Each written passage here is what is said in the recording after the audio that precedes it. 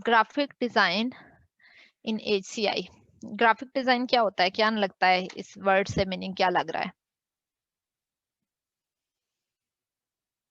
Design, graphic design किस चीज के बारे में बात होगी? वीडियोस वगैरह को ग्राफ करना, डिजाइन करना। मींस विजुअल फॉर्म में चीजें होंगी, टेक्स्ट नहीं होगा, डायग्राम्स की फॉर्म में या किसी इस तरह की फॉर्म में चीजें होंगी। तो ह्यूमन कंप्यूटर इंटरेक्शन के अंदर हम ग्राफिक डिजाइन किस तरह से ऐड करते हैं? हमारी अटेंशन, अटेंशन वर्ड का क्या मीनिंग होता है? मैं आपसे कहती हूँ अटेंटिवली सुने मुझे, क्लास में अटेंशन के साथ बैठे, अटेंशन आप मेरी तरफ करें। मैं एक बात बता रही हूँ तो अपनी अटेंशन को मेरी तरफ लेके आए। कोई भी टास्क परफॉर्म करने के लिए अटेंशन बहुत जरूरी होती है। अगर अटेंशन नहीं होगी तो डेफिनेटली मसले, बहुत बड़े डिजास्टर्स हो जाते हैं, प्रॉब्लम्स होते हैं या नहीं होते? आप ड्राइविंग करते हुए फोन सुन रहे हैं तो एक्सीडेंट हो सकता है। अल्लाह ना इस, करे, लेकिन हो सकता है। हो सकता है। इसके अलावा आपकी अटेंशन अगर मल्टीपल चीजों पे होती है, आप पूरी तरह फोकस नहीं कर पाते, तो उसकी वजह से बहुत बड़े बड़े डिजास्टर हो जाते हैं। अच्छा डिजाइन बनाने के लिए हमें ह्यूमन के माइंड की कैपेबिलिटीज को माइंड में रखते हुए फिर डिजाइन करना चाहिए, ताकि उसकी अटेंशन जो है वो रिक्वायर्ड टास्क पे रहे। दो तरह की अटेंशन होती है, एक सिलेक्टिव अटेंशन होती है, एक डिवाइडेड अटेंशन होती है। सिलेक्टिव अटेंशन क्या होती है? जैसे अगर बहुत बड़ी पार्टी है, आप किसी फ्रेंड कहीं किसी मैरिज पे गए हैं या किसी गैदरिंग में गए हैं, वहां बहुत ज्यादा शोर है, म्यूजिक है, सारी चीजें बहुत ज्यादा शोर है, आपको किसी को किसी की आवाज समझ नहीं आ रही। उसमें आपका दोस्त आपका नाम बुलाता है, बोल रहा है, तो आपकी अचानक आपको ये समझ आ जाएगी, बहुत ज्यादा शोर है, गैदरिंग है, उसके अंदर आपका नाम बुलाया जाता है, तो आपको ये समझ पता चल जाता है।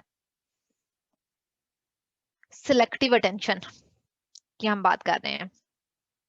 अब यहाँ पे आप सेलेक्ट, हम एक पर्टिकुलर स्पॉट पे अपनी अटेंशन को ऐड कर लेते हैं। फॉर एग्जांपल, जहाँ पे मैं एक पेज है उस पे मैं जस्ट एक पर्टिकुलर वर्ड पढ़ना चाह रही हूँ, तो मैं स्पेशली उस वर्ड के ऊपर फोकस करूंगी। इर्द गिर्द क्या लिखा हुआ है मैं उस सारी पे अपनी अटेंशन नहीं दूंगी। इर्द गिर्द जितने भी वर्ड्स हैं, 1000 डिफरेंट वर्ड्स लिखे हुए हैं, तो मैं उस पे फोकस नहीं करूंगी। मैं एक पर्टिकुलर जिस वर्ड को पढ़ रही हूँ, आप उस पे फोकस करते हैं। यहाँ पे आपको जैसे, ये हमारी सिलेक्टिव अटेंशन है, हम इस फाइनल चीज के ऊपर फोकस कर रहे हैं।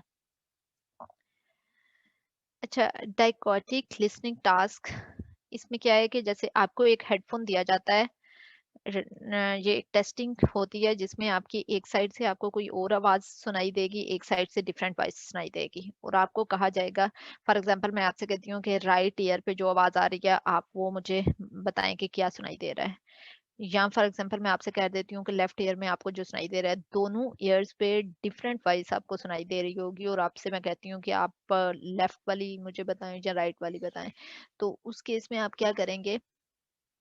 आप मुझे सिलेक्टिव अटेंशन क्या है, आप बता सकते हैं। अच्छा मुझे बताएं कि अगर मैं ये कहती हूँ तो आप आइडेंटिफाई कर सकेंगे? अगर आपको एक हेडफोन दिया जाता है, दोनों साइड से डिफरेंट वॉइस आती है, और मैं आपसे कहती हूँ कोई आपने एक साइड वाली वॉइस बतानी है, तो आप कर पाओगे?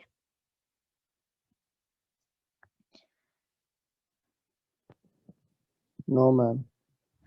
बेटा हो जाता है, जब एक्चुअल में आपने टेस्टिंग नहीं की हुई है, उसमें हम क्या करते हैं, मेनली हम क्या करते हैं, दूसरे को इग्नोर कर देते हैं। हम सिलेक्टिव, जैसे मैंने आपसे रीडिंग कहा है, रीडिंग सारे वर्ड्स एट ए टाइम, मैं आपसे कहूँ वो स्किमिंग जैसे की जा रही होती है। मैं आपसे कहती हूँ, एक पेज देती हूँ, अच्छा, आपको फेसबुक और इस तरह की डिफरेंट जगहों पे आपने देखी होगी, एक पिक्चर दी जाती है जिसके अंदर से कहा जाता है कि इसमें से कैट ढूंढे, इसमें से पता नहीं हैमबर ढूंढे, इस तरह की कुछ देखे होंगे टास्क आपने। तो आप पर्टिकुलर बाकी सारी चीजों को इग्नोर करके एक पर्टिकुलर चीज को फोकस करके अपनी अटेंशन उस पे लेके जाके आप ढूंढ लेते हो। 5 सेकंड के अंदर इसमें से बिल्ली ढूंढे, 5 सेकंड के अंदर इसमें डॉग ढूंढे, इस तरह के कोई पेजेस आपने देखे होंगे, पोस्ट देखी हुई है? तो ओ यहाँ मैम, पे नहीं देखी हुई, किसी ने भी नहीं देखी हुई। यस मैम, देखी हुई हैं। हाँ, तो उसमें आपका क्या होता है कि आप अपनी अटेंशन उस पर्टिकुलर चीज पे लेके जाते हो और आप उसे कर लेते हो। यहाँ पे क्या होता है कि सेम उसी तरह आप अपनी अटेंशन एक साइड की इनपुट को इग्नोर कर देते हो और एक साइड पे अपनी अटेंशन लेके जाते हो और आप बता देते हो। फॉर एग्जांपल इसको दिया गया है एक ईयरफोन, यहाँ पे वो इस ईयर से सुन रहा है, ये इनपुट आ रही है इसको इस साइड से और दूसरी साइड से आपको एक और इनपुट आ रही है। उन दोनों में आपको कहा जाता है कि आपने मुझे लेफ्ट साइड वाली बतानी है कि आपके लेफ्ट ईयर में क्या आवाज आ रही है। आप दूसरे को इग्नोर कर देते हो और उस वो बोलते बोलते हो कि लेफ्ट ईयर में मुझे ये सुनाई दे रहा है। दूसरी दो तरह की अटेंशन मैंने कहा है होती है, एक सिलेक्टिव एक डिवाइडेड। डिवाइडेड अटेंशन में क्या होती है, जैसे आप मल्टीपल चीजों पे फोकस कर रहे हो। मैंने आपको लेक्चर दे रही हूँ, मीनवाइल मैं फॉर एग्जांपल कोई और टास्क कर रही हूँ, मैं अटेंडेंस नोट कर रही हूँ, मैं फॉर एग्जांपल आप टीवी देख रहे हो साथ आप असाइनमेंट बना रहे हो, आप ड्राइविंग कर रहे हो साथ फोन सुन रहे हो। तो इसमें डिवाइडेड अटेंशन होती है। अब हमें डिजाइन बनाते हुए ह्यूमन की जो कैपेबिलिटीज होती हैं या फिर ह्यूमंस के जो जैसे कुछ चीजों पे वो जो उनकी इनएबिलिटीज होती हैं जो वो नहीं कर सकता उनको माइंड में रखते हुए डिजाइन बनाना होता है। अंडरस्टैंड, ग्राफिक डिजाइन का पर्पस क्या होता है कि वो अंडरस्टैंड करे, help user to understand the interface. Graphic design हम इस इंटरफेस में ऐड करते हैं कि ह्यूमन जो है वो इंटरफेस को अंडरस्टैंड कर सके, keep attention at the task. आपकी अटेंशन जो है जो काम आपने परफॉर्म करना है उसी पे रहे, बचाए इसके कि आप इधर उधर के कामों में। जैसे आप एक इंटरफेस बनाते हो उसके अंदर आप टेडी बियर ऐड कर देते हो, कार्टून ऐड किए हुए हैं, ये वो जो भी एक्स्ट्रा चीजें ऐड की हुई हैं, अब वो वहां पे उसका पर्पस नहीं था। आपका जो रिक्वायर्ड टास्क आपने परफॉर्म करना था आपने वो नहीं किया और आपकी अटेंशन किसी और जगह पे चली गई और ये एक अच्छी ऑप्शन नहीं है। आप का इंटरफेस अच्छा, ग्राफिक डिजाइन हम इस तरह से ऐड करते हैं कि आपकी अटेंशन जो है आपके टास्क जो आपने परफॉर्म करना है उसी पे रहे, और direct attention to the important and relevant items on the interface. Identify method for representing and arranging the objects and action possible in the system in a way that facilitate perception and understanding. Information design का क्या purpose है हमारा, हम असल में मकसद क्या है, हमने मेथड्स रिप्रेजेंट चीजों को, ऑब्जेक्ट्स को, एक्शंस को आपके इंटरफेस के अंदर क्या होंगे। जैसे आपने स्केचेस अभी तक तो काफी बना लिए हुए हैं, अब आपको आइडिया हो चुका होगा कि आपके इंटरफेस में डिफरेंट ऑब्जेक्ट्स होंगे। जैसे आपने मेन्यू बार रखा हुआ है, आपने आइकन्स बनाए हुए हैं, आपने सबमिट बटन्स डिफरेंट बनाए हुए हैं, तो ये सारे बटन्स को आपने कैसे रखना है, किस जगह पे रखना है, और इन बटन्स को किस तरह से आप रखेंगे कि वो अंडरस्टैंडिंग और परसेप्शन जो है यूजर की इंक्रीज हो, फैसिलिटेट करे। हम हमारा क्या होता है, मेन मकसद क्या होता है कि यूजर चीज को देखने से जो परसीव कर रहा हो एक्चुअल में वर्किंग वही होनी चाहिए। ठीक है, अब हमारा यहाँ पे मकसद क्या है, हम ग्राफिक डिजाइन को ऐड कर रहे हैं इंटरफेस के अंदर यूजर को अंडरस्ट इसलिए कि यूजर अंडरस्टैंड कर सके इंटरफेस को। यूजर जो परसीव करता है इंटरफेस से वही वही परसीव करे जो जो वर्किंग वो परफॉर्म कर रहा है, यूजर की अंडरस्टैंडिंग को फैसिलिटेट करे और यूजर को इस तरह से चीजों को अरेंज किया जाए कि उसकी अटेंशन उसके टास्क पे रहे। सेम वही बात लिखी है, design define and arrange the visual elements of the user. User जैसे स्क्रीन लेआउट्स आपने इस तरह से बनाने हैं, आइकन डिजाइन, वोकेबलरी सिलेक्शन। ये हमने पहले भी देखा कि जो आपने डोमेन का नॉलेज लेना है, डोमेन जो वर्ड जो उनके लिए अंडरस्टैंडेबल होंगे, आपने टेक्निकल वर्ड चूज नहीं करने हैं, आपने वही वोकेबलरी यूज करनी है। आपने इवन ह्यूरिस्टिक एवेलुएशन में एक ह्यूरिस्टिक पढ़ा है, कौन सा यहाँ पे आएगा,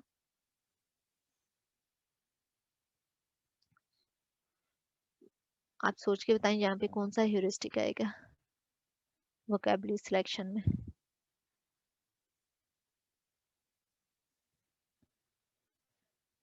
नहीं याद, फेमिलर मेटाफोर एंड लैंग्वेज। एक ह्यूरिस्टिक्स आपने पढ़ा था, फेमिलियर मेटाफोर एंड लैंग्वेज, जहाँ पे आपका वो ह्यूरिस्टिक फॉलो हो रहा होगा, आपने वो फॉलो करना है, but also the big picture, आपने ओवरऑल जो पिक्चर लेनी है वो भी मैच करनी चाहिए यूजर्स की परसेप्शन से। यूजर की परसेप्शन साइकोलॉजी से, पहले आप यूजर की साइकोलॉजी अंडरस्टैंड करते हैं और उसके बाद उसे उस तरह से डिजाइन करते हैं। Make sure that what the people here makes sense and help them to pursue meaningful goals। Goal perform करने में जो भी वो टास्क लेते हैं। अब यहाँ ओवरऑल क्या, मैं सिंपल वर्ड्स में अगर आपको मतलब समझाती हूँ, तो यहाँ क्या है कि ग्राफिक डिजाइन का क्या मकसद है। हम जो भी इंटरफेस बना रहे हैं उसमें ग्राफिक्स को ऐड करते हैं। ऐड किस लिए करते हैं, ताकि वो अंडरस्टैंडिंग में हेल्प करे यूजर को, यूजर जो परसीव करे उसका एक्चुअल मीनिंग भी वो हो, यूजर जो टास्क परफॉर्म करना चाहता है उसकी अटेंशन उसी टास्क पे रहे, बजाय इसके कि वो उधर इधर उधर की चीजों में मसरूफ हो जाए। और टेक्सचुअल रिप्रेजेंटेशन जो होती है वो हमेशा जो होती है वो ज्यादा टाइम लेती है। जैसे टास्क मुश्किल आप परफॉर्म कर पाते हो टेक्स्ट किस तरह से कि आप ज्यादा टाइम लगेगा। अगर मैं 2 पेजेस की एक डॉक्यूमेंट लिख के देती हूँ आपको, तो आपको उसको रीड करना, उसे अंडरस्टैंड करना, उसमें से क्या मैं चाह रही हूँ वो फाइंड आउट करना, और बजाय उसके मैं एक डायग्राम बना देती हूँ तो डायग्राम से इजीली मीनिंग कन्वे हो जाता है। तो जो विजुअल ह्यूमन का माइंड जो होता है वो डायग्राम्स पे ज्यादा जल्दी काम कर लेता है, इसलिए हम डायग्राम को इंटरफेस में ऐड करने की बात कर रहे हैं। दो चीजें हैं यहाँ पे, gulf of execution and gulf of evaluation. समझ लें क्या पॉइंट है। गल्फ ऑफ एग्जीक्यूशन क्या है, सबसे पहले, अच्छा सिंपल वर्ड में समझे, एक पर्सन है वो कंप्यूटर पे कोई काम कर रहा है। अब उसने अपना काम परफॉर्म करना है इंटरफेस पे, उसने परसीव किया कि इस चीज का मतलब ये होगा। अब जो उसने परसीव किया और जो एक्चुअल में उसका, जैसे मैं एक काम परफॉर्म करना है तो मैंने सोचा अच्छा ये स्टेप मुझे करने पड़ेंगे, और एक्चुअल में जो मुझे करने पड़े, ठीक बात समझ आ रही है। एक जो मैंने परसीव किया, मैंने अपने माइंड में बनाया अच्छा मुझे ये काम करने के लिए ये करना पड़ेगा, और फिर एक्चुअल में जो काम करने पड़े, उन दोनों के दरमियान जो डिफरेंस होता है उसको गल्फ ऑफ एग्जीक्यूशन कहा जाता है। गल्फ का क्या मतलब होता है, गल्फ गैप को कहते हैं। गैप, गल्फ का वर्ड मीनिंग होता है कि गैप। गल्फ ऑफ एग्जीक्यूशन का मतलब है एक काम को परफॉर्म करने के लिए, एक काम को एग्जीक्यूट करने के लिए मैंने परसीव किया कि मुझे ये काम परफॉर्म करने के लिए ये स्टेप टास्क करने पड़ेंगे, 1 2 3 4 फॉर एग्जांपल। अब उसमें क्या हुआ, मुझे एक्चुअल में 1 3 4 और 7 करने पड़े, एग्जाम्पल है एक। तो ये इन दोनों के दरमियान जो डिफरेंस है वो गल्फ ऑफ एग्जीक्यूशन कहलाता है। और एक अच्छा इंटरफेस, हमारा फोकस क्या होता है कि हम इस गैप को मिनिमम करें। एक अच्छा इंटरफेस जो होता है वो इस गैप को मिनिमाइज करने की कोशिश करता है। एक अच्छा डिजाइनर जो होता है वो ऐसा डिजाइन बनाता है कि जो वो यूजर परसीव कर रहा हो कि ये एक्शन परफॉर्म करने पड़ेंगे, एक्चुअल में भी उसे वही एक्शन परफॉर्म करने पड़े, और वो ये वाला गैप जो है वो मिनिमम हो जाए। आइडियल केस में ये गैप नहीं होना चाहिए, लेकिन इंटरफेस हमारा क्या करता है कि वो इस गैप को मिनिमम करने की कोशिश करता है। समझ आ गई है इस चीज की।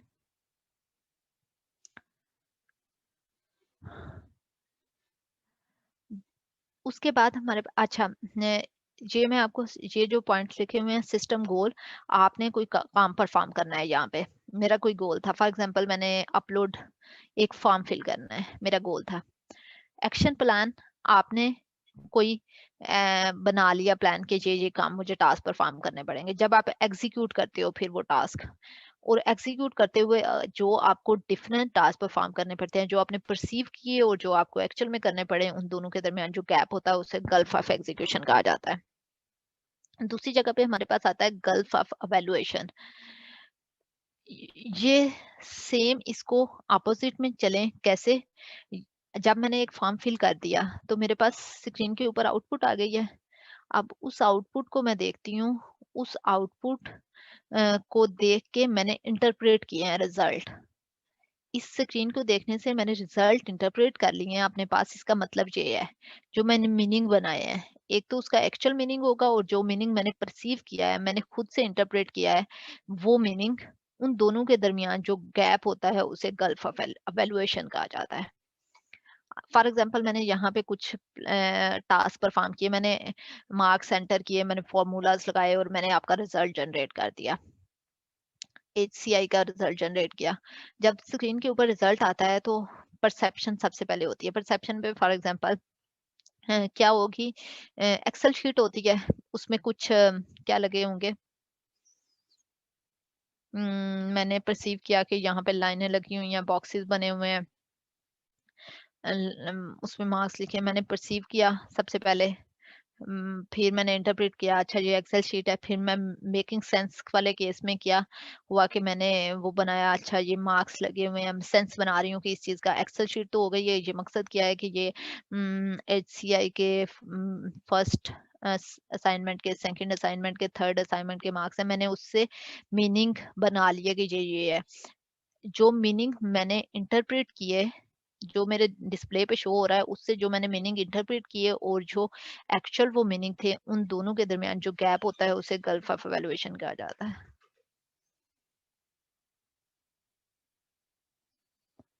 ठीक हो गया? ये दोनों कंसेप्ट समझ लें कि गल्फ ऑफ एग्जीक्यूशन और गल्फ ऑफ एवैल्यूएशन में क्या फ़र्क होता है और एक्चुअल में क्या मीनिंग होती है। अब गल्फ ऑफ एग्जीक्यूशन का मतलब क्या है कि हमने जो परसीव किया इंटरफेस से और जो एक्चुअल में हमें काम करना पड़ा, उन दोनों के दरमियान जो गैप होता है, जो एक्चुअल टास्क जब हमने परफॉर्म किया तो जो स्टेप हमें करने पड़े, उन दोनों के दरमियान जो गैप होता है, हम एज ए डिज़ाइनर उस गैप को मिनिमम करने की कोशिश करते हैं और उसको गल्फ ऑफ एग्जीक्यूशन कहा जाता है। आइडियल केस में ये गैप नहीं होना चाहिए। और गल्फ ऑफ वैल्यूएशन में क्या होता है, जो हमें स्क्रीन पे शो हो रहा है, मैंने इससे कुछ इंटरप्रेट कर दिया कि ये अच्छा ये चीज़ है, ये लाइनें लगी हुई हैं, डिब्बे बने हुए हैं, उसके बाद मैंने इंटरप्रेट कर दिया ये एक्सेल शीट है, उसके बाद सेंस बनाने में क्या क्या आप उससे परसीव कर लेते हो मीनिंग के ये मार्क्स शीट है। तो ये एक्चुअल में जो उसके मीनिंग थे और जो आपने परसीव किया, उन दोनों के दरमियान जो डिफरेंस होता है उसको गल्फ ऑफ वैल्यूएशन कहा जाता है। अ, ठीक हो गया? ये आपको जैसे gulf of valuation, making sense, आप जैसे perception, interpretation and making sense था। परसेप्शन में आपने परसीव किया, colours, shading, lines, characters, squares, ये सारी चीजें आपने परसीव कर ली, स्क्रीन के ऊपर थी। फिर आपने इंटरप्रेट कर दिया कि ये एक एक्सेल शीट है। और उसके बाद आपने मेकिंग सेंस में ये इनकम वर्कशीट थी, टोटल टैक्स दिया हुआ है। फॉर एग्जांपल आपके केस में आपने पहले परसीव किया कलर, शेडिंग, लाइंस, कैरेक्टर सारे, उसके बाद आपने इंटरप्रेट किया कि ये जो है ये एक एक्सेल शीट है। फिर आपने सेंस बना ली, ये एचसीआई के मार्क्स लगे हुए हैं फर्स्ट असाइनमेंट में, सेकंड असाइनमेंट में, थर्ड असाइनमेंट में, और ये टोटल फार्मूला लगा के ये इंटरप्रेट आपने कर लिया कि ये है। जो आप परसीव करते हो, ये आपने को जो नजर आया है यहाँ पे, आपने इससे जो इंटरप्रेट किया है और जो एक्चुअल उसके मीनिंग थे, उनके दरमियान जो गैप होता है उसे गल्फ ऑफ इवैल्यूएशन कहा जाता है।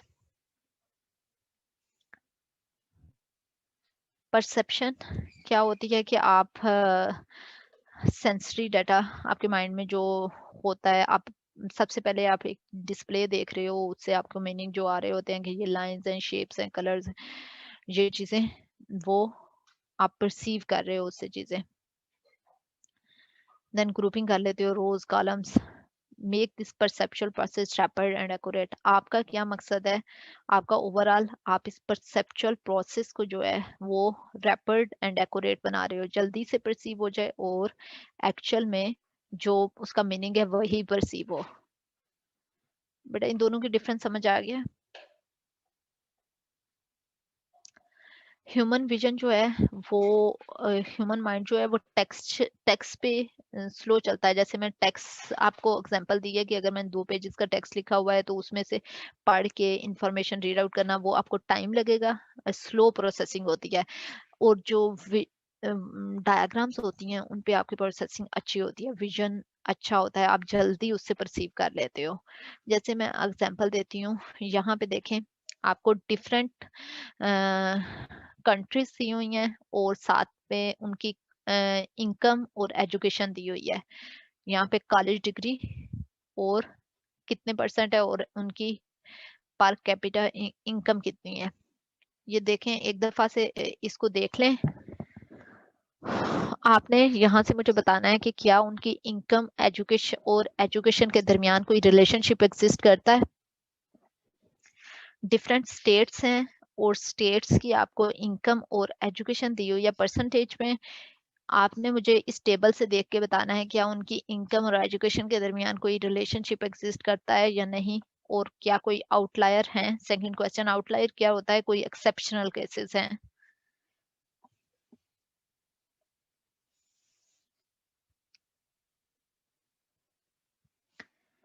आपके पास टाइम है, आप अभी देख के मुझे बता दें।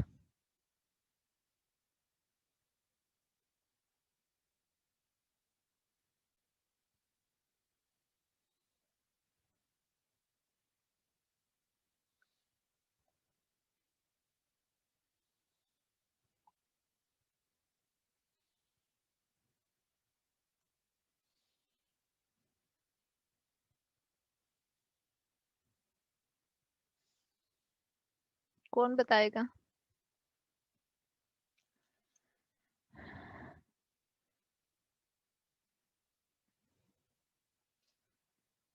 बेटे क्या एग्जिस्ट करता है यहाँ पे, इनकम और कॉलेज डिग्री में मुझे देख के बताएं इस टेबल में कोई रिलेशन एग्जिस्ट करता है।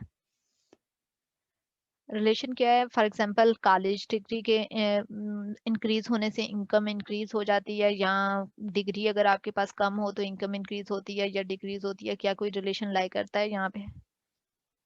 यस यस मैम, मैम, इस जहाँ तरह का नजर आ रहा डिग्री ज्यादा क्या, है वहाँ पे इनकम भी है। ज्यादा है। अच्छा जहाँ पे डिग्री ज्यादा है वहाँ पे इनकम भी ज्यादा है, ये रिलेशनशिप है। और क्या कोई आउटलायर्स हैं। आउटलायर्स का मतलब क्या होता है कि किस एक्सेप्शनल केसेस, जैसे एक ट्रेंड एग्जिस्ट करता है लेकिन कहीं कहीं कुछ एक्सेप्शंस हैं, ऐसी कोई बात है।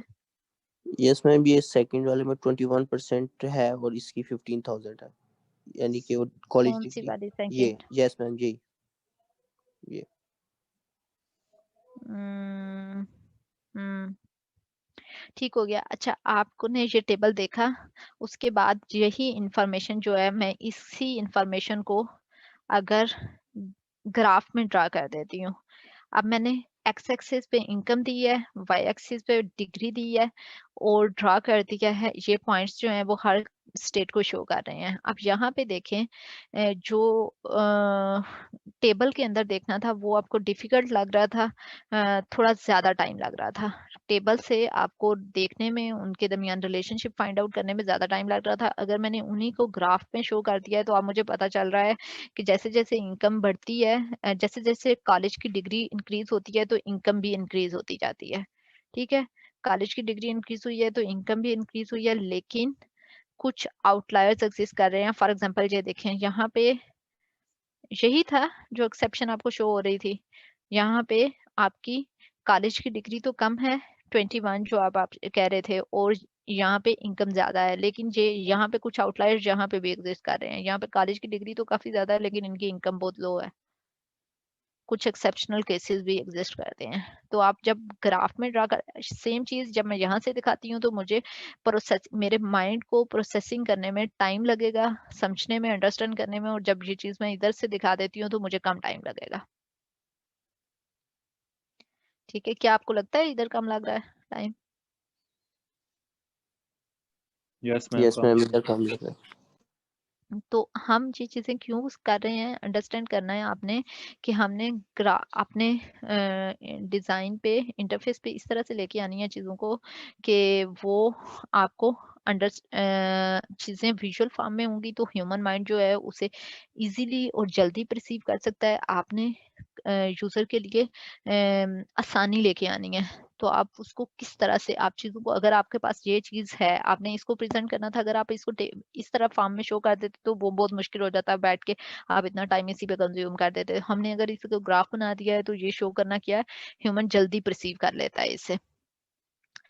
Perfection is achieved not when there is nothing more to add, but when there is nothing left to take away. Perfection क्या चीज होती है,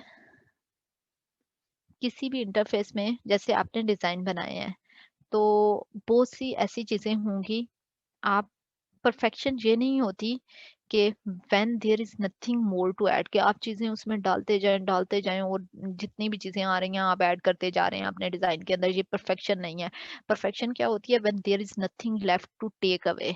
अब मैंने एक डिज़ाइन है, मैंने बनाया है, अगर उसमें एक मैंने बटन बनाया है, वो मैं उसको निकाल भी दूँ तो मेरा काम चल जाएगा।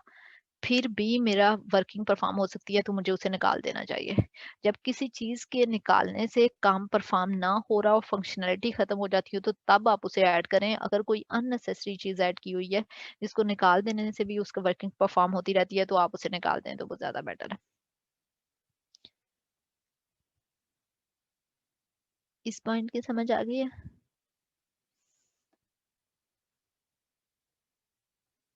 परफेक्शन क्या होती है?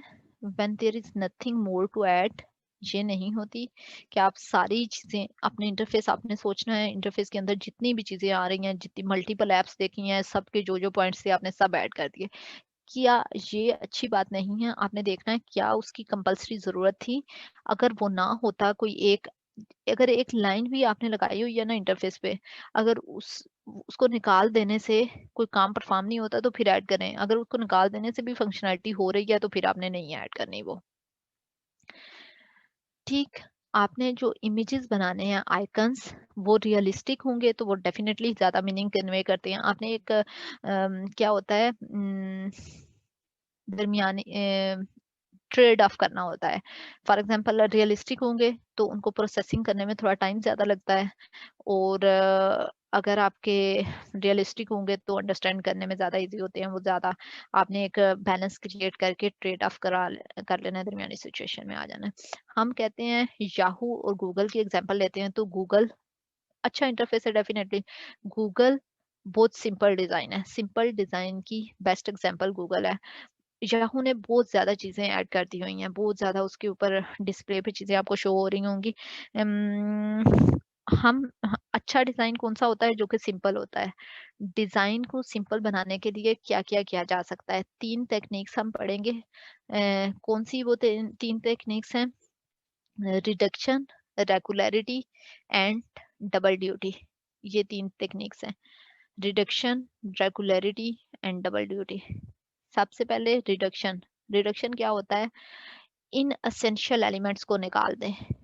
जो भी कोई चीज अगर आपको लग रहा है, आपने डिजाइन एक बना लिया है, जैसे आपने पहले असाइनमेंट में जितने भी इंटरफेसेस थे वो ड्रा कर लिए, आप वन बाय वन एक इंटरफेस सामने रखें, आप उसमें देखें कि क्या ये वाला जो बटन है इसको मैं निकाल दूंगी तो मेरा काम परफॉर्म हो सकता है, जितनी भी फंक्शनैलिटी है वो चल सकती है, अगर चल सकती है तो उसको निकाल दें। जितने भी आपने अननेसेसरी चीजें ऐड की हुई हैं जिनके बगैर भी काम चल सकता है तो आप उसको निकाल दे जाए। जैसे हमारे पास टीवी का रिमोट कंट्रोल होता है, उसमें बहुत से बटन ऐसे होते हैं जिनको हमने पूरी लाइफ में कभी यूज नहीं किया होता। जैसे वॉल्यूम का, पावर का, और चैनल अप डाउन, ये वाला बटन सिर्फ आप यूज करते हो। उसके अलावा बहुत से ऐसे बटन होते हैं जिनको कभी भी नहीं यूज किया होता। अब उसको आप इसको सिंपल बना सकते हैं, इंटरफेस को, इस डिजाइन को सिंपल बनाया जा सकता है। सेम उसी तरह आप देखेंगे क्या आपके डिजाइन के अंदर कुछ इस तरह की चीजें हैं जिनको निकाल के आप बेटर डिजाइन बना सकते हैं। आप रिडक्शन में, हमने डिजाइन को सिंपल बनाना है, सिंपल बनाने के लिए हम एक टेक्निक चूज कर रहे हैं रिडक्शन की। रिडक्शन का क्या मतलब है? जितने भी इनएसेंशियल एलिमेंट है, अननेसेसरी एलिमेंट्स हैं, वो निकाल दें। जिन भी चीजों को निकालने से आपका काम चल जाता है तो आप उनको निकाल दें। यहाँ पे सिंप्लिसिटी की बेस्ट एग्जांपल्स दी हुई हैं। ये किस चीज के लिए आइकन यूज होता है? जल्दी से बताएं। ये आइकन क्यों यूज होता है? मैम डिसेबल पर्सन के लिए, जिसके देखें, आप ये मीनिंग टांग, कन्वे कर रहा है। ये सिंप्लिसिटी की यस मैम, बेस्ट एग्जांपल है कि वो मीनिंग कन्वे कर रहा है। अब यहाँ पे देखें, ये आइकन किस लिए यूज हो रहा होता है?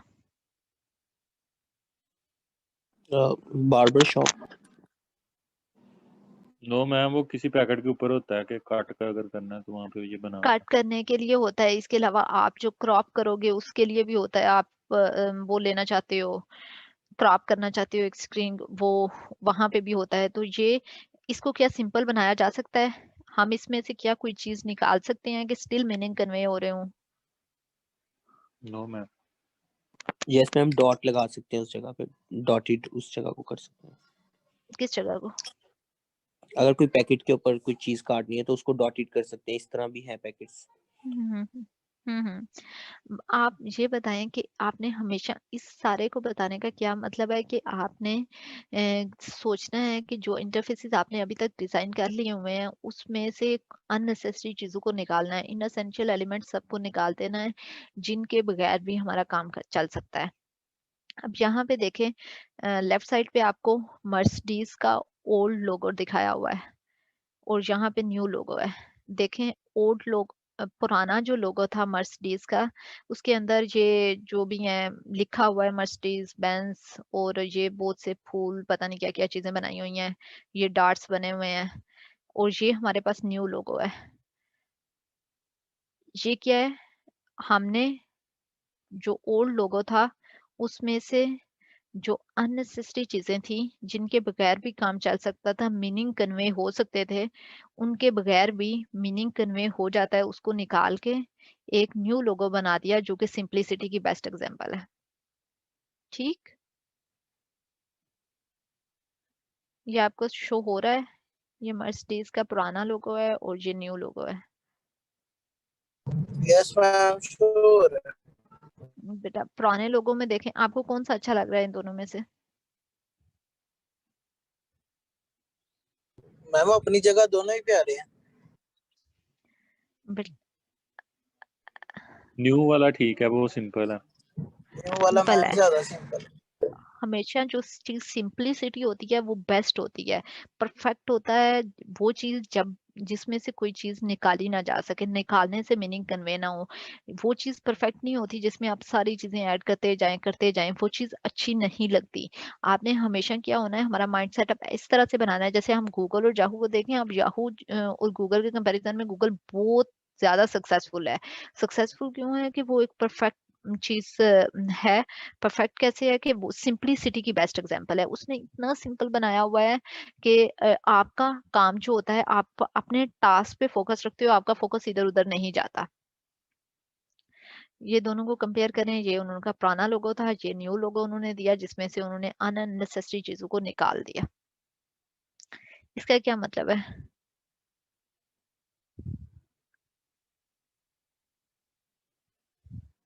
रेस्टोरेंट में आगे हाईवे पे लगा हुआ शायद। देखें, आपका यहाँ पे आपको जस्ट इतनी से मीनिंग समझ आ जाते हैं।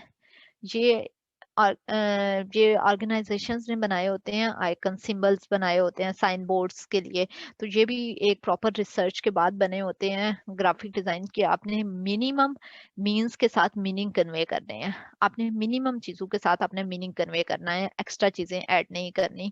जो ज्यादा चीजें होती हैं वो मीनिंग कन्वे नहीं कर पाती, आपकी अटेंशन जो होती है इधर उधर मूव हो जाती है। क्या ये एक अच्छा लोगो है? No ma'am. इसको कैसे बेहतर बनाया जा सकता है? इस लोगो का मीनिंग क्या है? सिर्फ ये मैम पेट्रोल वाला लोगो, हम्म गैस हम्म स्टेशन। हम्म हम्म। तो ये अब हम कह रहे हैं कि सिंपल होना चाहिए जिसके अंदर से अननेसेसरी इनएसेंशियल सारी चीजें निकाल देनी चाहिए हैं। अब यहाँ उन्होंने कितनी ऐसी चीजें हैं जिनको निकाल के भी मीनिंग कन्वे हो जाएगा।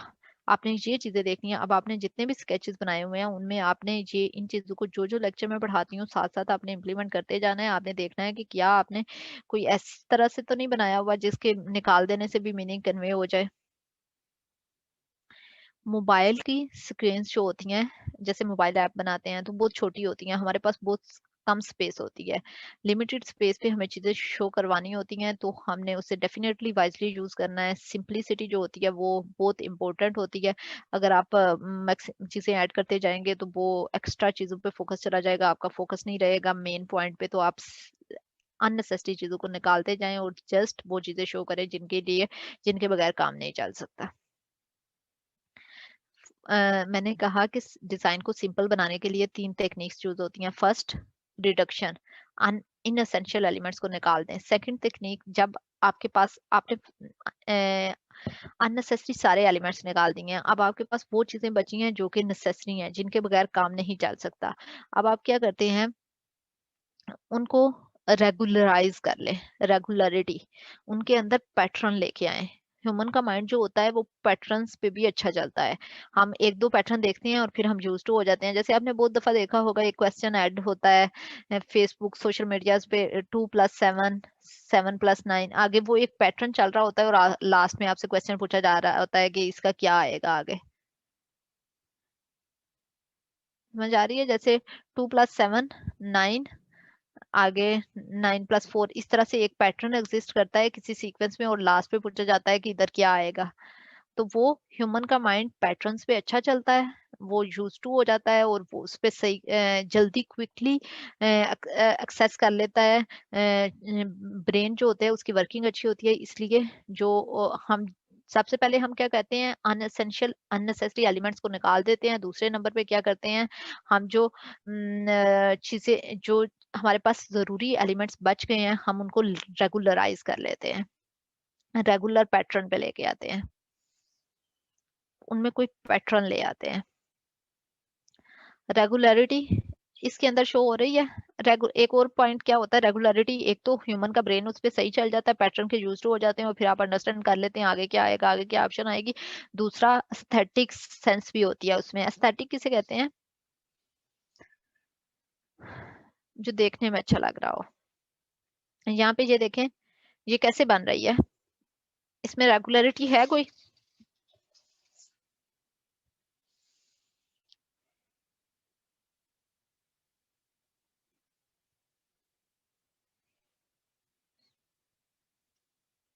आप बता दें मैम। ये बेटा ये देखें, ये ऐसे एक ट्रायंगल है। अच्छा, इसको देखने में अच्छी लग रही है? नो मैम, बिल्कुल नहीं अच्छी लग रही। क्या लग एक्सक्यूज रहा है? मी मैम, मेरा इंटरनेट